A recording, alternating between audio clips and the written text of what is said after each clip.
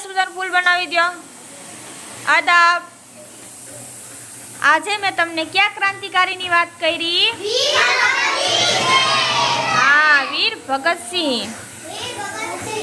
વીર ભગતસિંહનો જન્મ ક્યારે થયો તો? 28 સપ્ટેમ્બર 1907 પંજાબના લાયપુર જિલ્લાના બંગા ગામમાં।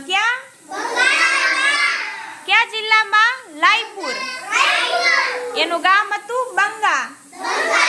ત્યાં વીર ભગતસિંહનો જન્મ થયો તો શીખ કુટુંબમાં।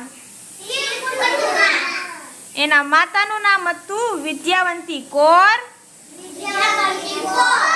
અને એના પિતાનું નામ હતું સરદાર કિશનસિંહ। એક દિવસ શું થયું તું?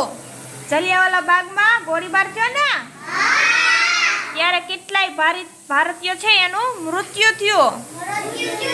એ જોઈને વીર ભગતસિંહ કાપી ઉઠ્યા અને એનું લોહી અડીને એને કસમ ખાધી કે હવે હું અંગ્રેજોને ભારતમાંથી કાઢીને જ રહીશ। હા, પછી એક દિવસ એને વિધાનસભામાં શું ફેંક્યું? હા, બોમ્બ ફેંક્યો અને પોલીસે એની ધરપકડ કરી લીધી।